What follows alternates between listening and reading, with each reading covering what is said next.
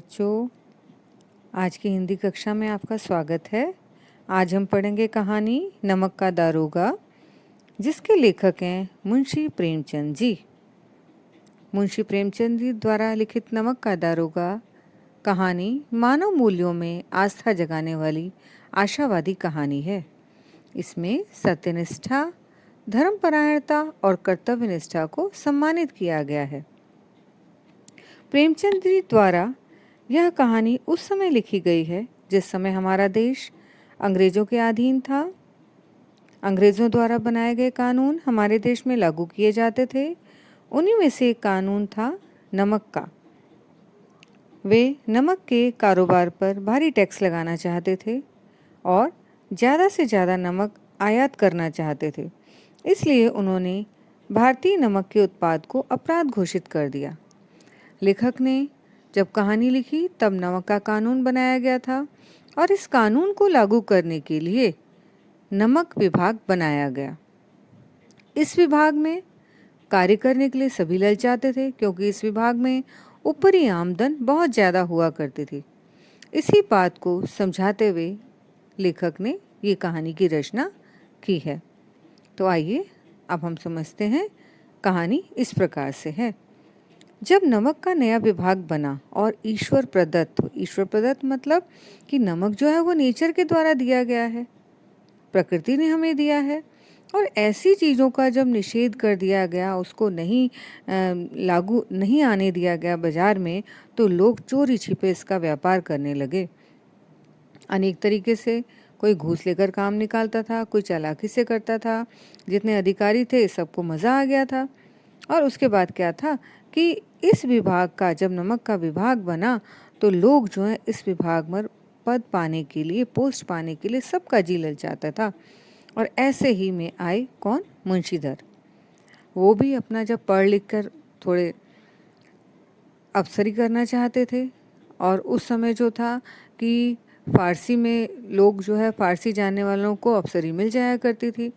ऐसे मुंशीधर जब अपना नौकरी करने के लिए निकले तो सबसे पहले तो उनके पिताजी ने उन्हें समझाया कि बेटा, घर की दुर्दशा तो देख रहे हो, हम लोग कर्ज के बोझ से दबे हैं, लड़कियां जो हैं वो बड़ी होती जा रही हैं, और मुझे नहीं पता, मैं तो एक गिरते हुए वृक्ष के समान हूँ, ना जाने कब गिर पड़ो। इसलिए नौकरी में ओहदे की तरफ ध्यान मत देना। ओहदा मतलब पोस्ट की तरफ ज़्यादा ध्यान मत देना। तो ये क्या है? पीर की मज़ार। पीर की मज़ार क्या होता है कि जब हम जाते हैं, कभी कोई त्योहार होता है तो हम मज़ार पे चादर चढ़ाने जाते हैं, तो कहते हैं कि चादर पर जो लोग का ध्यान नहीं होता है, ध्यान होता है ज़्यादा चढ़ावे की तरफ को। तो कहते हैं कि ऐसा काम ढूंढना जहाँ पर ऊपर की आमदन ज़्यादा हो। अब उन्होंने वेतन को तो बना दिया पूर्णमासी का चांद, जो महीने में एक बार दिखाई देता है और घटते घटते एकदम से गायब हो जाता है।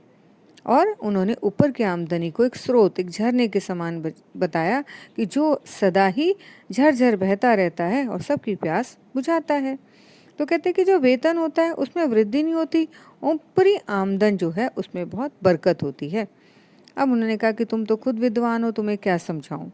और ऐसे पिताजी का उपदेश और आशीर्वाद प्राप्त करके वंशीधर जी जो थे आज्ञाकारी पुत्र के समान घर से चल खड़े हुए। अब उनकी इस संसार में उनका अगर सहारा था तो उनका धैर्य, उनकी बुद्धि और उनका अपना स्वावलंबन, और एक ऐसे अच्छे शकुन से चले कि नमक का विभाग के दरोगा के रूप में प्रतिष्ठित हो गए। अब क्या था, मुंशीधर के पिताजी थे वो तो फूले नहीं समा पाए, और जिन्होंने कर्ज दिया था वो थोड़े नरम पड़ गए महाजन, और पड़ोसी जो हैं उनको बहुत बुरा लगने लगा कि देखो ये कहाँ से नौकरी मिल गई। जाड़े के एक दिन थे। नमक के सिपाही चौकीदार नशे में मस्त थे। मुंशीधर जो थे वो यमुना पुल के पार जो है अभी अपना ड्यूटी दे रहे हैं, अपने कमरे में वो सोए हुए हैं। अब हुआ क्या कि वहाँ से दारोगा जी किवाड़ बंद करके मीठी नींद सो रहे थे। अचानक आंख खुली और नदी के प्रवाह की जगह उन्हें गाड़ियों की गड़गड़ाहट और मल्लाहों का कोलाहल सुनाई दिया, और एकदम से उठ बैठे कि अरे इतनी रात में कौन सी गाड़ियाँ जा रही है, तो कुछ गोलमाल है ज़रूर। और उन्होंने अपना तमंचा जो है जेब में रखा और सीधे घोड़ा बढ़ाया और पुल की तरफ पहुंच गए। जहाँ वहाँ जाके देखा तो गाड़ियों की एक लंबी सी कतार जा रही है। डांट कर पूछा कि ये गाड़ियाँ किसकी जा रही हैं? थोड़ी देर तो सन्नाटा रहा, कोई कुछ नहीं बोला, लेकिन तब दोबारा पूछने पर किसी ने कहा कि पंडित आलोपीदीन की हैं। उन्होंने कहा कौन से पंडित आलोपीदीन? जवाब मिला दातागंज के। वंशीधर जी थोड़ा सा चौंके, क्योंकि एक प्रतिष्ठित जमींदार थे, इनका तो लाखों का कारोबार था और लाखों का लेन देन इनका चलता था। और सबसे बड़ी बात क्या थी कि अंग्रेज अफसर तक उनके यहाँ पहुँचते थे, मेहमान होते थे और शिकार खेलने आते थे। मुंशी जी ने पूछा गाड़ियाँ कहाँ जाएंगी? उत्तर मिला कानपुर। लेकिन एकदम से दरोगा जी का इस पर और भी संदेह बढ़ गया और जोर से बोले कि गूंगे हो सब, देख हम पूछते हैं इसमें क्या लदा हुआ है। कोई उत्तर नहीं मिला। घोड़े को एक गाड़ी में मिलाकर उन्होंने बोरे को टटोला तो देखा उसके अंदर नमक के ढेले थे और उन्होंने बुलाया कि मालिक को बुलाओ। और एकदम से दारोगा जी जो है कि कहना मानकर पंडित आलोपीदीन को बुलाया गया। अब यहाँ पर प्रवेश होता आलोपीदीन का। आलोपीदीन जो है लक्ष्मी जी पर अखंड विश्वास था। वो कहते थे कि न्याय और नीति सब लक्ष्मी जी के खिलौने हैं, कि धन के सामने न्याय भी बिक जाता है और नीति भी सब जो है बदल जाती है। कहते कि जैसा लक्ष्मी चाहती है लोगों को वैसे न चाहती है। और लेटे लेटे बोले चलो हम आते हैं। बड़ी निश्चिंतता से मुँह में पान डाला और रजाई ओढ़कर आए और सीधे दारोगा जी के पास आकर खड़े हुए। आशीर्वाद कहिए, हमसे कौन सा ऐसा अपराध हुआ जो आपने हमारी गाड़ियाँ रोक दी हैं? वंशीधर बड़े रुखाई से बोले सरकारी हुक्म है साहब ये तो। और आलोपीदीन जो हंसकर बोले कि हम तो सरकारी हुक्म को नहीं जानते और ना ही सरकार को, इस समय तो आप ही हमारे सरकार हैं। अब उनको लगा कि कुछ मीठी मीठी बातें की जाएं जिससे दारोगा जी जो है और हमारे वश में आ जाए और हमारी गाड़ियों को बाहर निकालने दें। लेकिन दारोगा जी में तो नई नई उमंग थी ईमानदारी की। उन्होंने कड़क कर बोला हम उन नमक हरामों में से नहीं हैं जो कौड़ियों के भाव अपना ईमान बेचते हैं।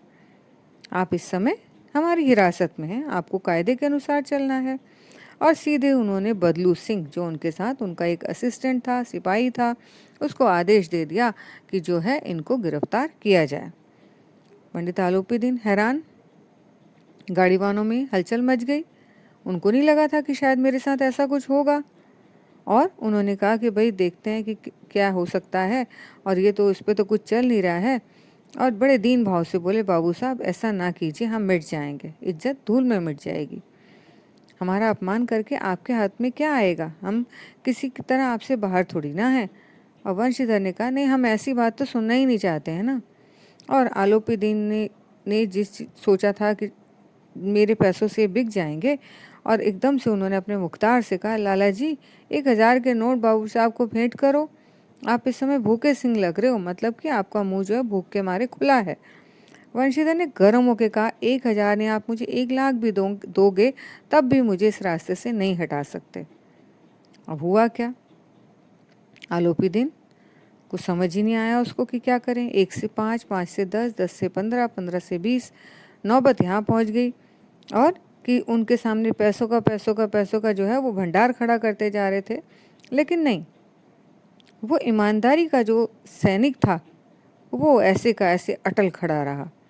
आलोपीदीन निराश होकर बोले अब इससे अधिक मेरा साहस नहीं है, आप इससे आगे आपको अधिकार है। वंशीधर जी ने बदलू सिंह को ललकारा, कहा कि इनको पकड़ो। बदलू सिंह जो है कोसता हुआ आगे आया। पंडित जी 2-3 कदम पीछे को हट गए और दीनता भाव से बोले कि ईश्वर के लिए मुझे दया करो, मैं 25,000 तक निपटारा करने को तैयार हूँ। तूने कहा नहीं, असंभव। फिर बात आगे बढ़ी 30,000, बिल्कुल नहीं, 40,000, 40 लाख। बदलू सिंह मैं 1 रुपया नहीं लूँगा, इसे हिरासत में ले लो, अब मैं एक शब्द भी नहीं सुनना चाहता हूँ। ऐसा कह के वंशीधर ने अपने जो असिस्टेंट है उसको पुकारा। हुआ क्या कि धर्म ने धन को पैरों के तले कुचल डाला। आलोपीदीन ने एक तगड़े हट्टे कट्टे मनुष्य को अपने लिए हथकड़ियाँ लाते हुए जब देखा तो चारों ओर निराशा छा गई और एकाएक मूर्छित होकर गिर पड़े। अब हुआ क्या? आलोपीदीन को गिरफ्तार कर लिया गया। लेकिन दुनिया सोती थी पर दुनिया की जीभ जागती थी। इसका क्या मतलब है कि कोई भी बात है वो एकदम ऐसे फैल जाती है कि जैसे कोहरा एकदम एकाएक देखते देखते फैल जाता है, ऐसे जो है ये बात भी फैल गई कि आलोपीदीन गिरफ्तार हो गया है। लोग जो आलोपी दीन को पहले से ही जानते थे कि ये किस तरीके का है। निंदा की बौछारें होने लगी। ऐसे लगने लगा कि एक आलोपी दीन के गिरफ्तार होने से पापी का पाप कट गया। और पानी को दूध के नाम पर बेचने वाला और जो मतलब जहाँ जहाँ खुद करप्टेड थे, भ्रष्टाचारी थे, आज सब आलोपी दीन को जो है भ्रष्टाचारी बता रहे थे और बुरा बता रहे थे।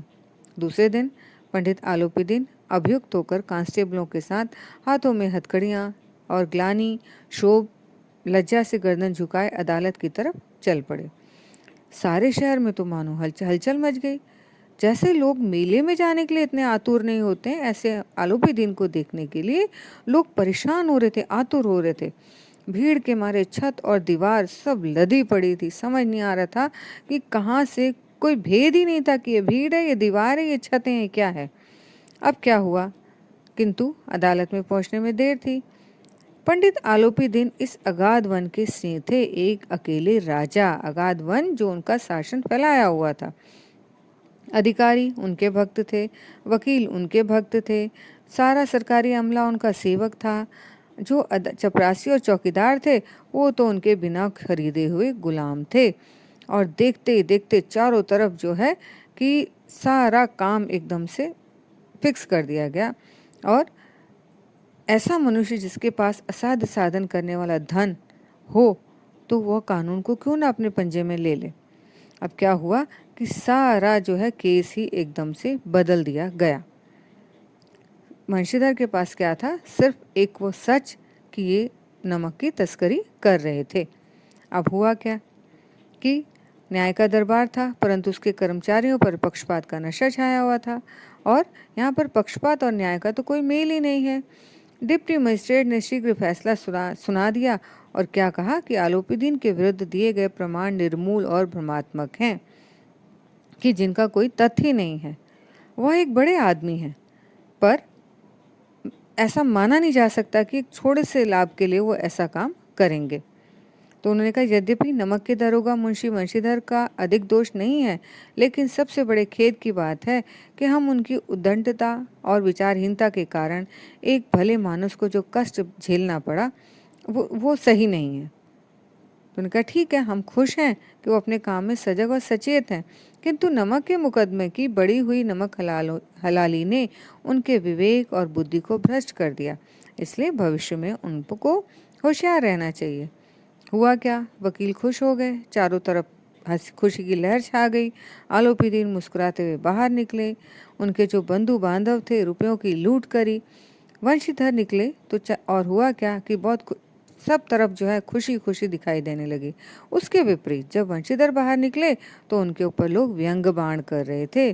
लोग कुछ ना कुछ उनको कहते जा रहे थे। और हुआ क्या कि चारों तरफ जो है उनको बुरा बताया जाने लग गया। अब क्या है कि वंशीधर ने धन से बैर मोल लिया तो उसका मूल तो उनको चुकाना ही पड़ा। 1 सप्ताह बीता और उनका रेस्टिकेशन मुअत्तली का परवाना आ पहुंचा। उनको अपने ईमानदारी और कर्तव्य परायण का दंड मिला। बेचारे बड़े उनके पिताजी पहले से ही कुड़बुड़ा रहे थे और चलते चलते इस लड़के को समझाया था, लेकिन इसने एक नहीं सुनी। अब जो है उनको बहुत ज़्यादा गुस्सा आना शुरू हो गया और उन्होंने जो है कि अपने बेटे को ही खूब सुनाया कि पढ़ाना लिखाना सब जो है अकारत चला गया है। ये तो ऐसे लोग हैं कि घर में अंधेरा हो लेकिन मस्जिद में दिया अवश्य जलाएंगे। और पिताजी ने खूब सुनाया, सिर पीट लिया, कहा ऐसा जी चाहता है कि तुम्हारा सिर फोड़ूं या अपना सिर फोड़ूं। और क्रोध से जो है कुछ ना कुछ कहने में वो लगे रहे। वृद्ध माता को भी दुख हुआ। वो तो जगन्नाथ रामेश्वर यात्रा जाना चाहती थी। पत्नी ने कई दिनों तक सीधे मुंह बात नहीं करी और इस तरीके से होते ना होते 1 सप्ताह बीत गया। एक दिन शाम का समय था। बूढ़े मुंशी जी राम नाम की माला जप रहे थे। इस समय उनके द्वार पर एक रथ सजा सजाया आकर खड़ा हुआ, जिसमें बहुत अच्छी सुंदर सुंदर बैल की जोड़ी थी। हरे गुलाबी पर्दे लगे थे और बैलों की सींग जो थी वो पीतल से जड़ी हुई थी और कई नौकर लाठियां कंधे पे रखे हुए थे उस बैलों के आगे। मुंशी जी ने देखा कि अंदर तो आलोपी दीन है। वो तुरंत आगे गए और झुककर उनको प्रणाम किया और उनकी लल्लो चप्पो करने लगे। अपने पुत्र को बुरा बताने लगे कि आप तो इतने देवता हैं जो हमारे द्वार आए हैं, वरना इस लड़के ने तो हमारे मुंह पर कालिक पोत दी थी, और ऐसे बच्चे से तो भगवान निसंतान रखे। लेकिन आलोपी दीन ने उनकी बात रोक दी। कहा, नहीं भाई साहब, ऐसा न कहिए।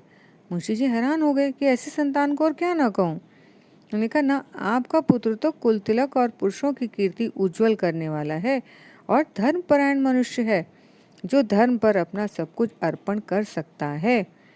पंडित आलोपी दीन ने वंशीधर से कहा, दरोगा जी, इसे खुशामद मत समझिए। और उस दिन तो आप मुझे अपने अधिकार बल से हिरासत में लिया था, लेकिन आज मैं आपके पास आपकी हिरासत में खुद ही आ गया हूँ। मैंने रईस देखे, अमीर देखे, उच्च अधिकारियों से मेरा काम पड़ा, किंतु मुझे परास्त किया तो आपने। यहाँ कहने का क्या मतलब है कि उसने देखा कि मैं पैसे से सब कुछ खरीद लेता हूँ, लेकिन पैसे से मैं इस व्यक्ति की ईमानदारी नहीं खरीद पाया। कहते हैं, मैंने सबको अपना और अपने धन का गुलाम बनाकर छोड़ा। मुझे आज्ञा दीजिए तो मैं आपसे कुछ प्रार्थना करना चाहता हूँ। वंशीधर ने आलोपी दीन को आते देखा, सत्कार तो किया स्वाभिमान सहित। उन्होंने कहा, ठीक है, ये मुझे अब लज्जित करने आए हैं, या मुझे दो चार बातें और ये मुझे सुना के चले जाएंगे। और उन्हें पंडित जी की ओर उड़ती दृष्टि से देखा, लेकिन उनके चेहरे पर सद्भाव दिख रहा था। शर्माते में बोले, आपकी उदारता है जो ऐसा कहते हैं। मुझसे जो अभिनय हुई उसके लिए क्षमा कीजिए। मैं धर्म मतलब अपना जो उनका कार्य था उस समय उसकी बेड़ी में जकड़ा था, नहीं तो मैं तो आपका दास हूँ, आपकी आज्ञा सिर माथे पर। आलोपी दीन ने कहा कि भाई, प्रार्थना जो भी आज्ञा तो क्या है, नदी तट पर आपने मेरी प्रार्थना स्वीकार नहीं करी, लेकिन आज जो है तुम्हें मेरी प्रार्थना स्वीकार करनी पड़ेगी। वंशीधर ने कहा, ठीक है, मुझसे जो सेवा हो सकेगी मैं करूँगा। आलोपी दीन ने एक स्टाम्प लगा हुआ पत्र निकाला और वंशीधर के सामने रखा और कहा, इसे स्वीकार करके हस्ताक्षर कर दीजिए, और जब तक आप मेरे यहाँ पर हस्ताक्षर नहीं करेंगे मैं आपके द्वार से नहीं हटूंगा। वंशीधर ने एकदम से पढ़ा तो उसकी आंखों में आंसू आ गए। उस कागज में क्या लिखा था कि आलोपी दीन वंशीधर को अपनी जायदाद का मैनेजर नियुक्त करने आए हैं। बदले में क्या देंगे? 6,000 वार्षिक वेतन, रोजाना का खर्च अलग, सवारी के लिए घोड़े, रहने के लिए बंगला, नौकर चाकर मुफ्त। वो बेचारे एकदम से बोले, पंडित जी, मुझ में इतनी सामर्थ्य नहीं है कि मैं आपकी उदारता की प्रशंसा कर सकूं, किंतु मैं ऐसे उच्च पद के योग्य भी नहीं हूँ। आलोपी दीन जो है वो हंस पड़े, कह रहे, इस समय मुझे एक अयोग्य मनुष्य की ही जरूरत है, आप जैसे, जो योग्य होते हुए भी अपने आप को अयोग्य बता रहा है। वंशीधर ने कहा, ठीक है, मैं आपका दास हूँ।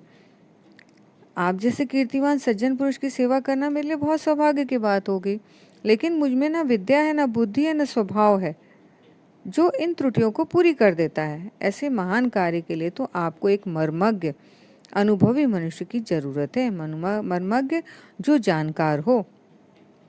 आलोपी दीन कहाँ मानने वाले थे।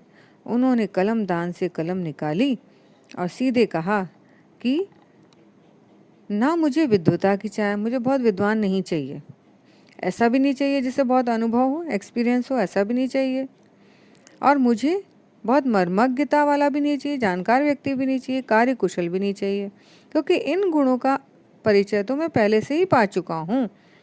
लेकिन अब मुझे कैसा चाहिए? अब सौभाग्य और सुअवसर ने मुझे वो मोती दिया है जिसके सामने योग्यता और विद्वता की चमक फीकी पड़ जाती है। कह रहे कि अब मुझे कौन सा चाहिए कि जो मुझे नदी के किनारे मिला था, बेमुरव्वत, किसी की परवाह नहीं करने वाला, उद्दंड, एकदम से मुंह पे जो आया बोल दो, कठोर, कर्तव्य का पालन करने वाला कठोरता से, ऐसा दरोगा और धर्मनिष्ठ दरोगा। कहने लगे, ठीक है, वैसा तो भगवान आपको बनाए रखे, लेकिन इस समय मुझे जो है अपनी संपत्ति का एक वारिस चाहिए। वंशीधर की आंखें डबडबा गईं। हृदय के संकुचित पात्र में इतना एहसान उनके नहीं समा पा रहा था। उन्होंने पंडित जी की ओर भक्ति और श्रद्धा की दृष्टि से देखा और कांपते हुए हाथों से वह मैनेजरी का कागज साइन कर दिया और आलोपी दीन ने खुशी खुशी उनको गले से लगा दिया। यह कहानी हमें एक संदेश देती है कि हमें सत्य और ईमानदारी के रास्ते पर चलना चाहिए, क्योंकि असत्य का अंधेरा कितना भी गहरा हो, एक दिन सत्य की किरण जब आती है ना, प्रकाश फैलाती है, तो यह अंधेरा स्वतः ही मिट जाता है। कहानी में एक मुहावरा आया कि धन के ऊपर धर्म की जीत, ठीक वैसे ही इस कहानी में सद्वृत्ति के ऊपर असद्वृत्ति, बुराई पर अच्छाई की, असत्य पर सत्य की जीत हुई है। कहानी का प्रतिनिधित्व आलोपीदीन और मुंशीधर नाम के पात्र तो करते ही हैं, और दोनों ने अपना किरदार निभाने में बहुत ही सफलता की है। होता क्या है, ईमानदार कर्मयोगी मुंशी मुंशीधर को खरीदने में सफल रहने के बाद पंडित आलोपीदीन धन की महिमा का उपयोग करके उन्हें नौकरी से मुअत्तल तो करा देते हैं, लेकिन सत्य के आगे उनका सिर झुक जाता है और वो क्या करते हैं कि उस सत्यवादी पुरुष को अपनी जायदाद का स्थायी मैनेजर नियुक्त कर देते हैं, जिससे कि वो अपने अपराध से भी बच जाते हैं। कौन सा अपराध? कि एक सत्यवादी मनुष्य को उसकी नौकरी से हटा देने वाला अपराध। अब क्या होता है उसके बाद कि वो यही प्रार्थना करते हैं कि भगवान तुम्हें वैसा ही नदी के किनारे जैसे तुम मुझे मिले थे ना नदी के किनारे, वैसा ही व्यक्ति बनाए रखे, क्योंकि उनको अपने कारोबार की सुरक्षा करने के लिए वैसा ही व्यक्ति चाहिए था। अब यहाँ पर क्या था कि एक अवस्था तो ऐसी आई थी कि वंशीधर अभिमन्यु के समान बिल्कुल अकेले पड़ गए थे, लेकिन कहानी का अंत आते आते बिल्कुल बुराई पर अच्छाई की विजय क्या होती है, जब वही आलोपीदीन वंशीधर को अपने वहाँ मैनेजर रखने के लिए आ जाते हैं।